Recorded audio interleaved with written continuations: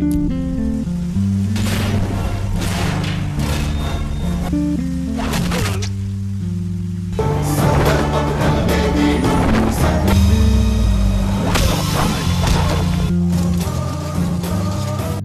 lagi bareng gue Rizal. Kali ini cerita film akan menceritakan alur film berjudul Yevado. Ram Charan yang kini memerankan sebagai Charan bertemu Satya di sebuah bus tanpa sengaja. Keduanya sama-sama melawan musuhnya yang ingin mengancam hidup keduanya masing-masing. Dan inilah Satya dan Charan. Keduanya memiliki kehidupan yang berbeda, namun memiliki kemampuan yang sama-sama mumpuni dalam berkelahi.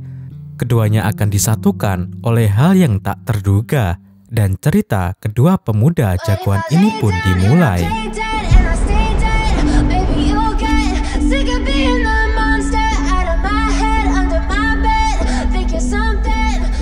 Gangster bernama Ferubai merupakan penguasa kota Vizag. Sejak beberapa waktu terakhir, Vero jatuh cinta kepada seorang gadis cantik bernama Dipti. Dipti jadi ketakutan dan terpaksa bersembunyi. Anak buah Vero tidak bisa menemukan keberadaan Dipti. Orang tua Dipti yang didatangi juga mengaku tidak pernah melihat Dipti sejak 3 hari terakhir. Sebenarnya orang tua Dipti yang membantu persembunyian anaknya. Mereka tidak ingin Dipti jatuh ke tangan penjahat seperti Ferobai. Nasib Dipti sungguh memprihatinkan. Wajah ayunya selalu diliputi ketakutan. Melapor polisi pun tidak akan berguna. Polisi saja bekerja untuk Ferobai. Oleh karena itu, ayahnya meminta Dipti pergi jauh demi keselamatannya. Pergilah dengan kekasihmu ke tempat lain, saran sang ayah. Dipti menghubungi pacarnya Satya. Rupanya Satya juga khawatir karena sudah 3 hari Dipti tidak bisa dihubungi. Dipti tidak ingin bicara banyak melalui telepon. Dipti sudah menunggu di rumah Satya. Setelah bertemu Satya, Dipti menceritakan masalah yang dihadapinya. Satya sangat marah dan ingin menemui Ferobai. Namun Dipti menghentikan langkah Satya. Dipti sangat mengenal karakter kekasihnya yang sangat keras dan tak kenal takut. Itulah alasan Dipti merahasiakan masalah Ferobai. Dipti tidak ingin Satya berkelahi. Dipti mengajak Satya menikah saja agar aman. Satya setuju dan mereka pergi ke kuil keesokan harinya. Ferobai datang bersama anak buahnya. Satya sama sekali tidak gentar. Dia ingin mengajar orang-orang yang telah membuat hidup kekasihnya menderita. Tapi Dipti menghentikannya. Satya kasihan melihat wajah Dipti yang begitu ketakutan. Akhirnya Satya mengalah. Dia mengajak Dipti melarikan diri. Sayangnya, para penjahat mengejar mereka. Satya berdiri kokoh melindungi kekasihnya. Bagi Satya, gangster bukanlah ancaman. Mereka hanya butiran debu. Di tengah pertarungan, Dipti justru sudah hilang dibawa paksa. Amarah Satya membuncah. Dia mengamuk mengejar musuh-musuhnya. Dipti saja sampai takut melihat keganasan Satya.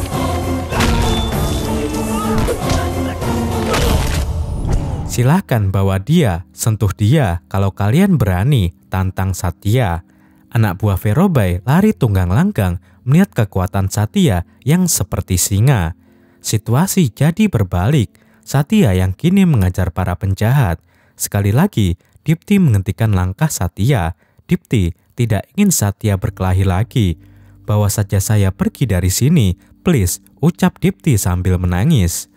Kedua insan itu sepakat menjalani hidup damai di tempat lain. Mereka akan meninggalkan kota Vizag dan pergi ke Hyderabad. Ferobai mengetahui jika Dipti pergi ke Hyderabad bersama kekasihnya. Vero marah besar dan membunuh kedua orang tua Dipti. Anak buahnya juga diperintahkan untuk membunuh Dipti di Hyderabad. Cinta Vero telah berubah menjadi benci karena Dipti menolak cintanya. Di Hyderabad, bus yang dinaiki Satya dan Dipti tiba-tiba berhenti mendadak karena ada puluhan mobil sudah mengepung. Dipti berusaha menjaga Satya untuk tidak terlibat masalah apapun. Persoalannya, musuh datang mengincar nyawa Dipti. Mereka adalah adik Verobai, Ajay bersama Deva dan Inspektur Saravan. Satria tidak ada pilihan lain kecuali melawan.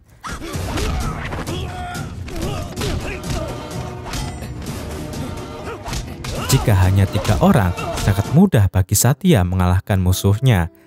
Tapi yang tidak diperhatikan, Dipti sudah berada di bawah todongan pisau Deva. Satya memohon agar Dipti tidak disakiti. "Tinggalkan dia, please," ujar Satya sambil menangis. Deva tidak peduli rengean Satya.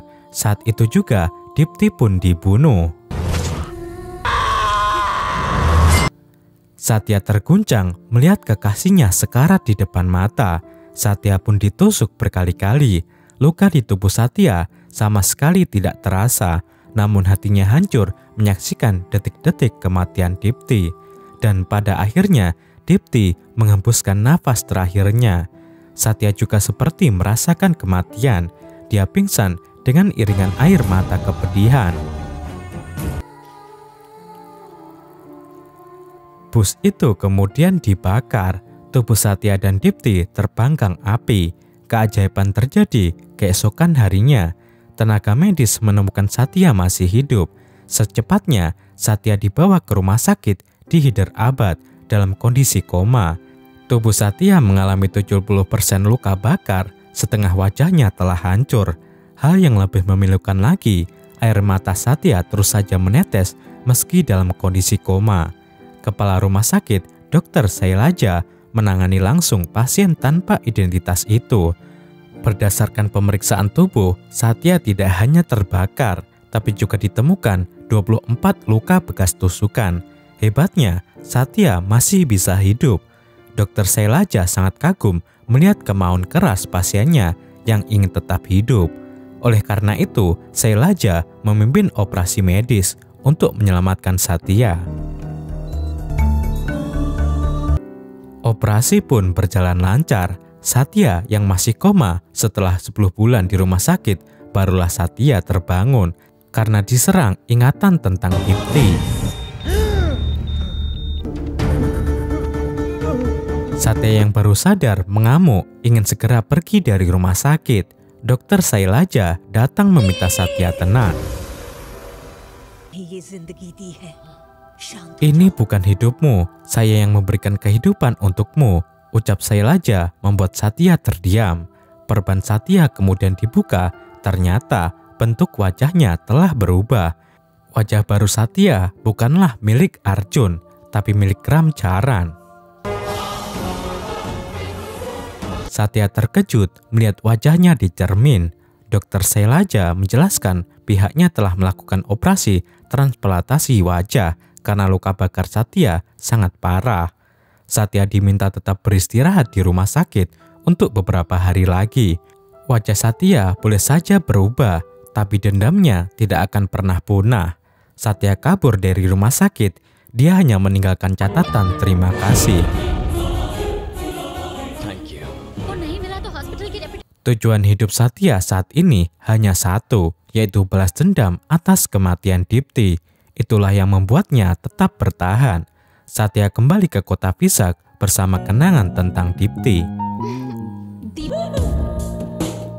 Setelah di Vizag, Satya mulai mengawasi aktivitas orang-orang yang bertanggung jawab atas kematian Dipti.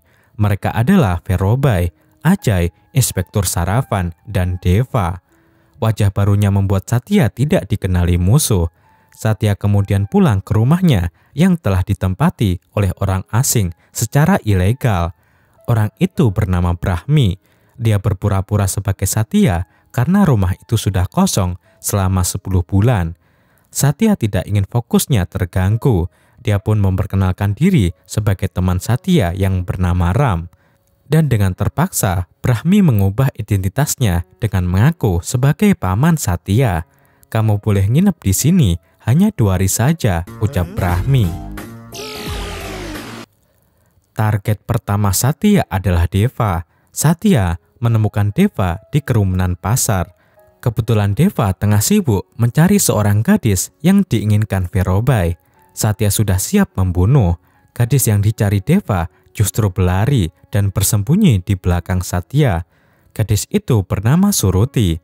Gaya Suruti memegang pundak Satya, mengingatkannya pada sosok Dipti. Satya terpaksa menunda rencananya dan membawa Suruti pergi. Setelah menyelamatkan Suruti, Satya mengetahui masalahnya. Nasib Suruti persis seperti Diptia, diincar oleh Verobai. Satya yang memperkenalkan dirinya sebagai Ram menawarkan bantuan menjadi pacar Suruti. Dengan begitu, Suruti tidak akan diganggu oleh Vero lagi. Sebenarnya, Satya sedang memainkan skenario. Dia mengajak Suruti kencan agar dilihat oleh anak buah Deva. Tentu saja Deva marah dan penasaran dengan pemuda yang berani memacari gadis incaran Verobai. Kita bertemu besok saja, saya yang tentukan waktu dan tempatnya, ujar Satya melalui telepon. Besoknya, Satya bersiap pergi untuk membunuh Deva. Brahmi justru meminta Satya tidak tinggal di rumahnya itu lagi. Satya mengaku butuh waktu untuk menyelesaikan pekerjaannya, yaitu membunuh 4 orang. Satya tidak segan menunjukkan foto Deva yang akan dia bunuh. Satya memancing Deva untuk bertemu di tempat sepi. Disitulah Satya menyiksa Deva. Tubuh Deva diikat dan berkali-kali disengat listrik. Deva memohon agar diampuni. Dulu Satya juga sempat memohon agar Deva tidak membunuh Dipti, tapi itu tidak dipedulikan. Satya pun menghabisi nyawa Deva setelah puas disiksa. Untuk menyebarkan teror, Satya telah mengirim foto Deva kepada Verobai. Foto itu telah ditandai dengan nomor urut 1. Vero marah besar ada orang yang berani membunuh anak buahnya. ACV Asofarma yang menangani kasus tersebut menyebutkan pelakunya telah merancang pembunuhan dengan baik. Pelakunya bisa saja membunuh Deva dengan mudah menggunakan pistol atau pisau. Tapi Deva dibunuh setelah disiksa, terang Farma. Satya sendiri pulang ke rumah dengan santai setelah membunuh. Brahmi malah mengolok-olok Satya yang katanya pergi untuk membunuh seseorang. Sikap kurang ajar Brahmi langsung hilang. Setelah berita kematian Deva muncul di TV, ternyata Deva benar-benar dibunuh. Sejak saat itu, Satya ditakuti oleh Brahmi. Target selanjutnya adalah Ajay yang merupakan adik Verobai. Satya berusaha menjalin persahabatan dengan Ajay. Tujuannya untuk membuat Ajay mencintai Suruti. Untuk memuliakan rencananya, Satya menjanjikan Suruti bisa bermain film seperti cita-citanya. Suruti diperkenalkan kepada seorang sutradara film yang tidak lain adalah Brahmi. Brahmi meminta Suruti menunjukkan bakat aktingnya dengan berpura-pura mencintai Ajay. Suruti patuh saja melakukan apapun yang diperintahkan Satya dan Brahmi. Taktik Satya berhasil. Ajay yang bodoh sudah cinta mati kepada Suruti. Ajay tidak mengetahui jika Suruti adalah gadis yang diinginkan oleh kakaknya. Satya telah mendapatkan kepercayaan Ajay yang dianggap sebagai mak comblangnya. Melihat Ajay telah masuk perangkap, rencana Satya pun diubah. Satya menargetkan Inspektur Sarapan terlebih dahulu. Satya pergi ke kantor polisi melaporkan seorang gadis yang telah hilang selama 10 hari. Sarapan kaget melihat foto gadis itu yang ternyata Dipti. Padahal Dipti sudah meninggal 10 bulan yang lalu. Sarapan curiga dengan laporan aneh itu. Satya malah pergi dari kantor polisi. Sarapan yang tidak menyadari masuk perangkap mengejar Satya hingga ke sebuah mall. Di dalam mall itulah Satya membunuh Sarapan.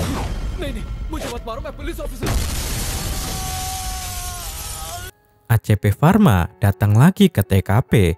Satu-satunya petunjuk pelaku meninggalkan foto Sarapan dilingkari dan sedang bersama Verobai.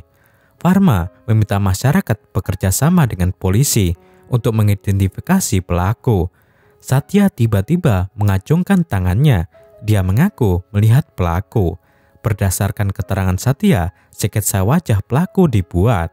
Wajahnya sama persis seperti Satya sebelum dioperasi.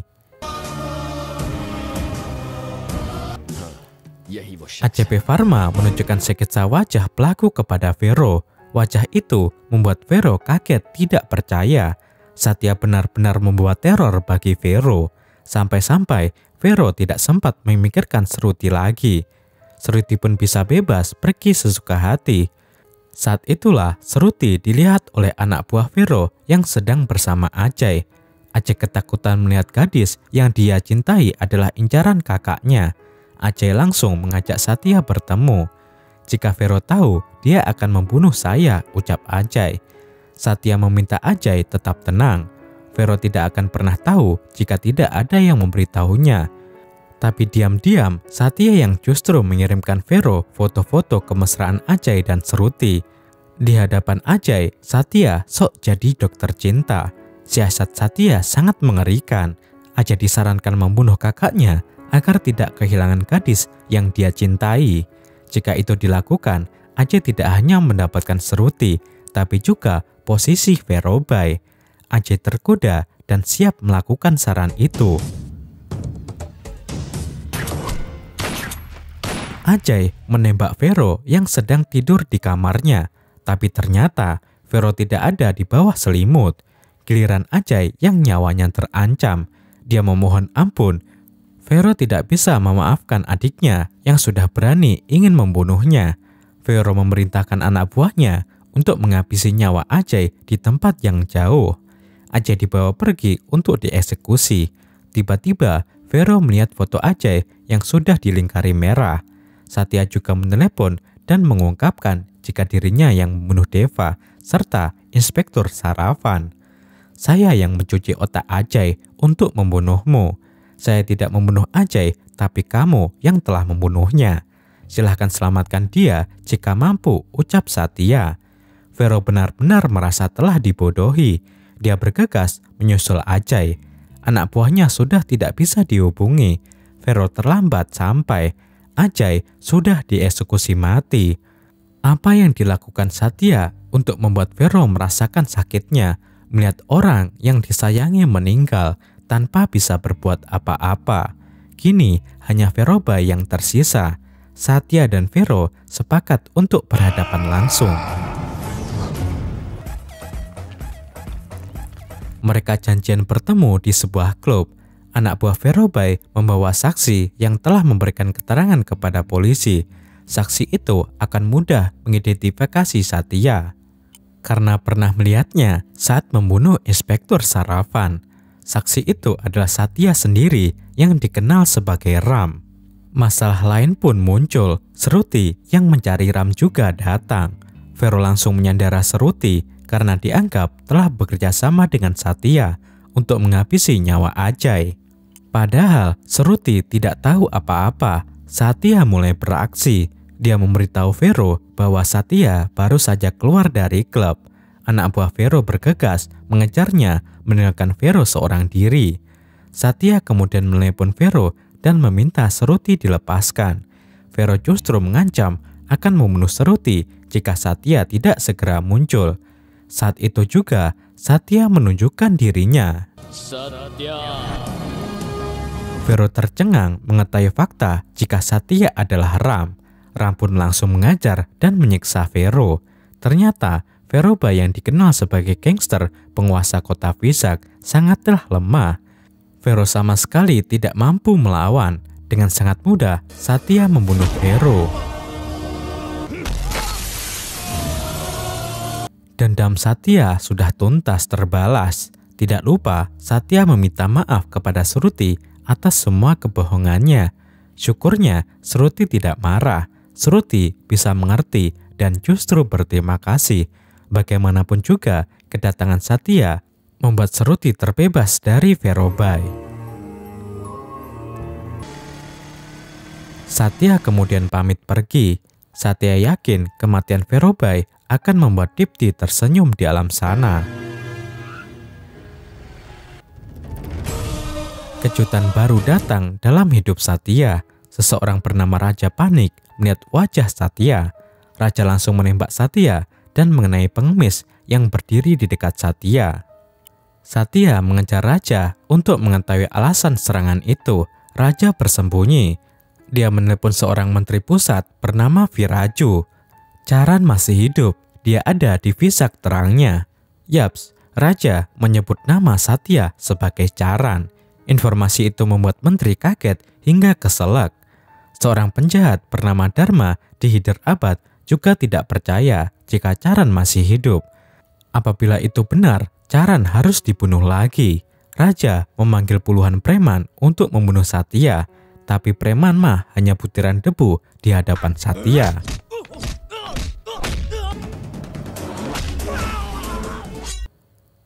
Satya kembali mengejar raja. Naasnya, raja tertabrak truk dan meninggal. Satya tidak bisa mendapatkan informasi apapun. Dia jadi bingung, tidak mengerti apa yang sebenarnya terjadi. Setelah melihat dirinya di cermin, barulah Satya menyadari jika serangan itu bukan untuknya. Satya jadi penasaran wajah siapa sebenarnya yang dia gunakan saat ini, sehingga ingin dibunuh. Untuk mendapatkan jawaban itu, Satya menghubungi Dr. Sailaja yang telah memberinya wajah baru. Sailaja tidak banyak bertanya di telepon. Saat itu juga, Sailaja berangkat dari Hyderabad ke kota Vizag untuk bertemu Satya. Satya sendiri heran dengan sikap Sailaja yang rela datang jauh-jauh ke Vizag. Ternyata wajah Satya saat ini milik anak Dr. Sailaja sendiri, namanya Charan, anak satu-satunya yang sangat dia banggakan. Sailaja pun menceritakan kehidupan Charan. Dulu, sosok Charan adalah mahasiswa pemberani dan setia kawan. Charan sangat tangguh, preman kampus yang sering berulah dihajarnya. Preman beneran yang berani mengacau di kampus juga dibuat bertekuk lutut.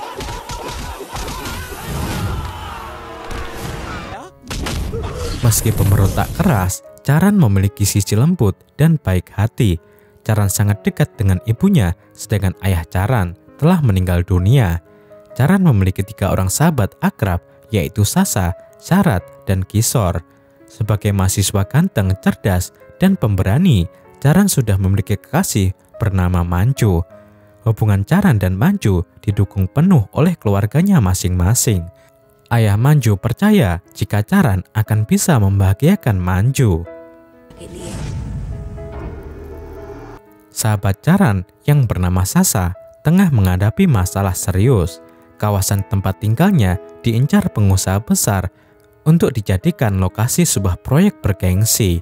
Pengusaha itu di-backup oleh menteri pusat bernama Viraju.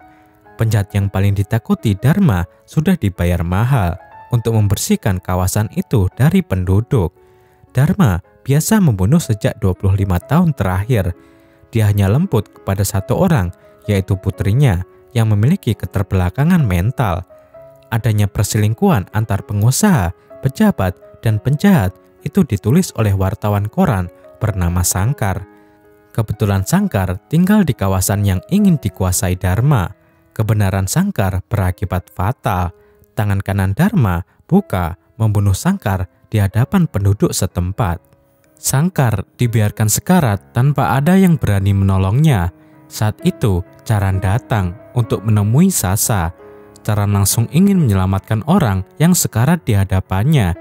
Tapi langkah Charan dihentikan oleh sahabat-sahabatnya. Charan dilarang terlibat agar tidak berurusan dengan Dharma. Sasan juga meminta Charan pergi. Sangkar pun mengembuskan nafas terakhirnya. Anak dan istrinya hanya bisa menangis. Charan sangat kesal dengan sikap pengecut sahabat-sahabatnya, terutama Sharat yang bercita-cita menjadi pemimpin dalam dunia politik. Bagi Charan, Sharat tidak layak menjadi pemimpin. Buka datang lagi menemui penduduk. Masyarakat dipaksa menandatangani surat persetujuan untuk menyerahkan lahannya kepada Dharma. Kawasan itu harus dikosongkan dalam waktu 1 bulan. Siapapun yang berani menentang akan dibunuh. Ayah Sasan dan semua masyarakat terpaksa tanda tangan dengan derayan air mata. Mereka berprinsip nyawa masih jauh lebih berharga dibandingkan tempat tinggal. Sasan pulang diantar sahabat-sahabatnya. Sasan tidak setuju jika harus meninggalkan kampung halaman. Charan mendukung sikap Sasan. Masyarakat seharusnya tidak takut dengan Dharma. Sasan mengajak ayahnya dan masyarakat untuk melawan. Jumlah mereka cukup banyak, sekitar 4.000 orang. Sasan yakin Dharma bisa dikalahkan jika masyarakat bersatu. Keberanian Sasan dijawab dengan tamparan oleh ayahnya. Melawan Dharma sama artinya menjemput kematian. Charan juga diminta pulang ke rumahnya, hidupkan AC dan tidur. 3 lakh square feet का built up area. Sasan tetap nekat melawan. Dia pergi sendirian ke rumah Dharma. Sasan menyampaikan protes secara langsung. Akibatnya, Dharma membunuh Sasan saat itu juga. Charan datang ke rumah Sasan setelah mengetahui kabar duka. Namun ritual kematian Sasan dilakukan tanpa jenazah. Ternyata mayat Sasan masih ada di rumah Dharma. Tidak ada yang berani mengambil mayat Sasan karena pasti akan dibunuh oleh Dharma. Pengorbanan Sasan tidak membangkitkan keberanian masyarakat. Orang tua Sasan hanya bisa menangisi nasib buruk mereka. Charan tidak bisa berdiam diri lagi. Dia pergi ke rumah Dharma dengan penuh amarah. Gerbang rumah Dharma dihancurkan dengan satu tendangan. Dan betapa pedihnya hati Charan melihat sahabatnya sudah terbujur kaku. Mayat Sasan tergeletak di atas tanah seperti hewan. Air mata Charan menetes melihat nasib sahabatnya itu. Charan akan membawa mayat Sasan pulang. Anak buah Dharma yang menghalanginya dihajar. Charan mengamuk seperti singa. Dia sangat tangguh dan tidak terkalahkan. Buka yang selama ini bengis dibuat babak belur.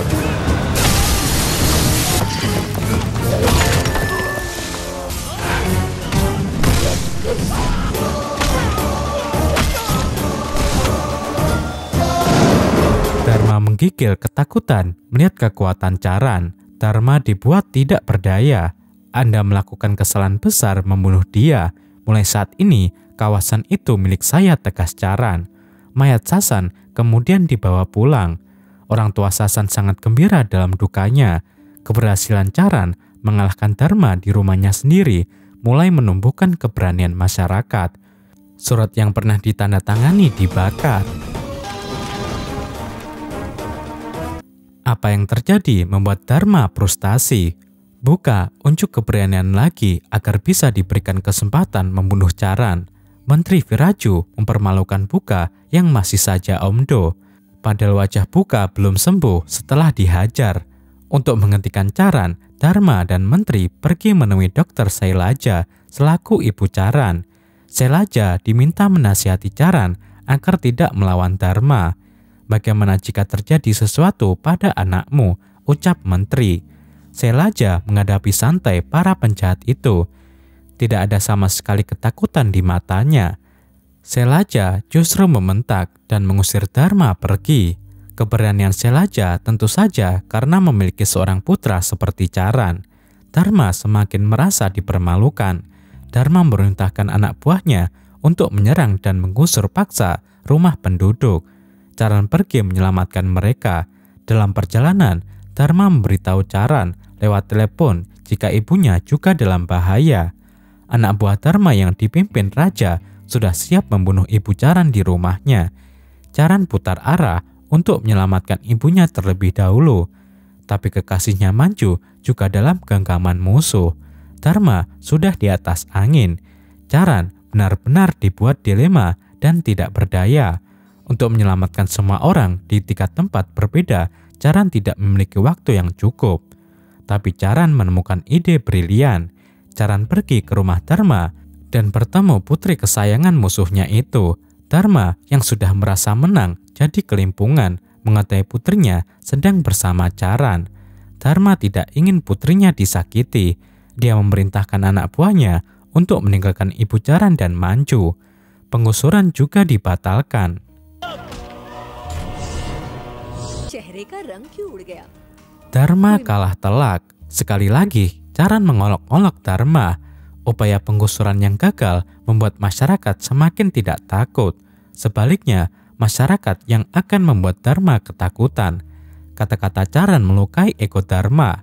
Saat itu juga, Dharma bersama anak buahnya mendatangi masyarakat lagi. Dharma mempersilahkan siapapun penduduk yang berani menakutinya. Semua kesombongan itu luntur ketika seorang anak kecil mengaku ingin memukul Dharma dengan batu. Anak itu sangat membenci Dharma karena ayahnya wartawan Sangkar telah dibunuh. Charan juga memprovokasi masyarakat dengan kekejaman Dharma yang telah membunuh Sasa. Masyarakat yang jumlahnya ribuan tidak perlu takut menghadapi Dharma. Ayah Sasa maju ke depan. Keberanian Charan membuatnya tidak takut lagi menghadapi Dharma. Semua amarah atas kematian Sasan ditumpahkan. Dharma ditendang dengan keras. Masyarakat yang lain juga bergerak. Mereka bersatu mengajar Dharma beserta anak buahnya. Ibu-ibu tampil berani berjambak dan mencakar para preman.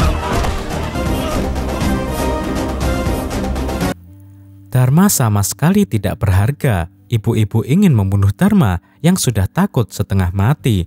Tapi Charan menghentikan amarah mereka. Jangan pernah datang ke sini lagi, tegas Charan. Hari itu menjadi hari paling memalukan bagi Dharma. Inilah kemenangan Charan dan kemenangan masyarakat. Manchu semakin bangga dengan kekasihnya itu.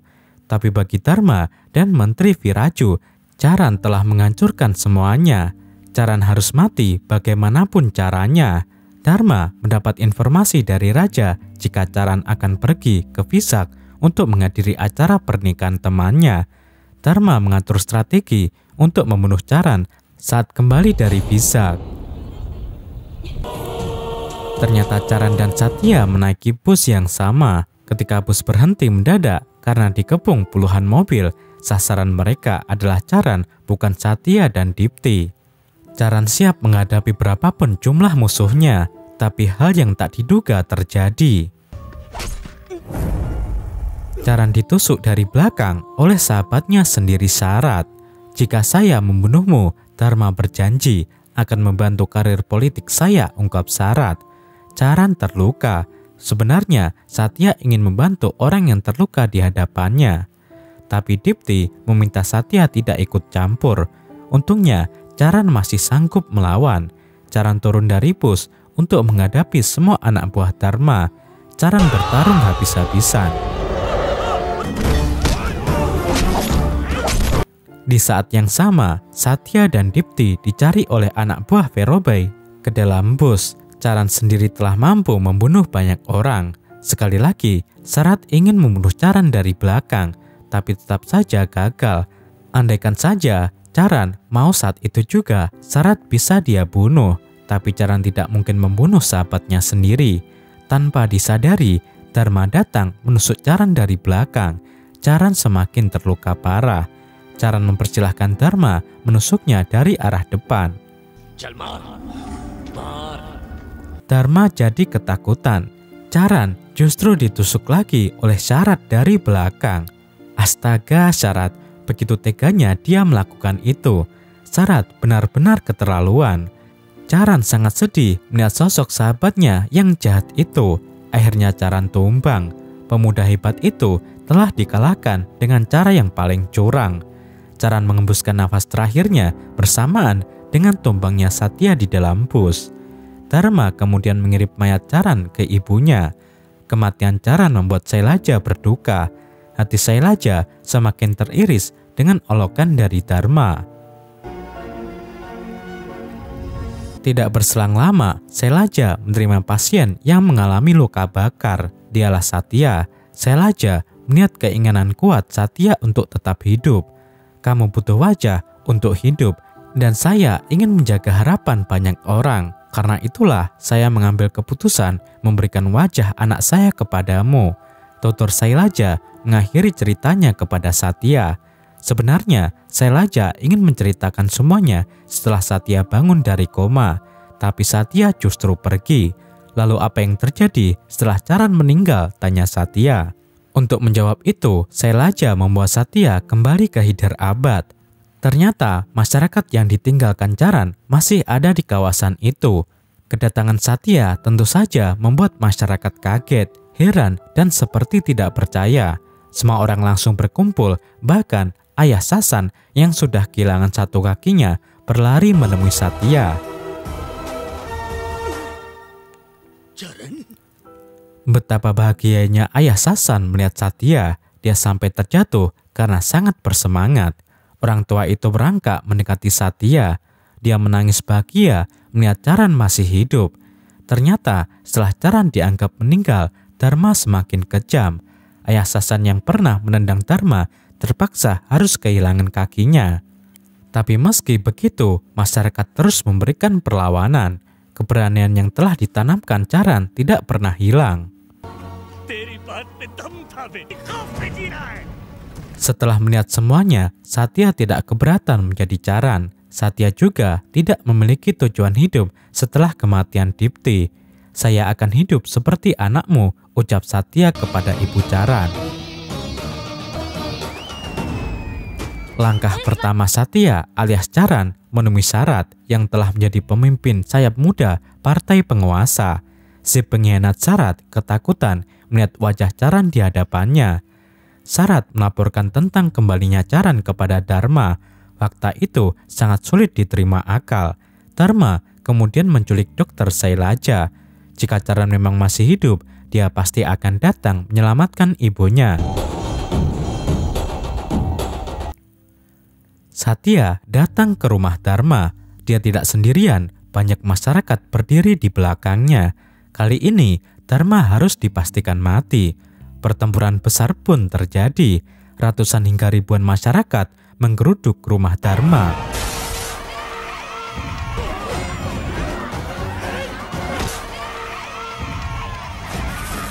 Kekuatan massa tidak tertandingi. Charan sendiri mengincar Dharma, tapi Dharma menyandera ibu Charan. Jika Charan berani maju, ibunya akan dibunuh. Anehnya, Charan tetap mendekat dan tanpa diduga, Dharma justru ditusuk dari belakang oleh Syarat.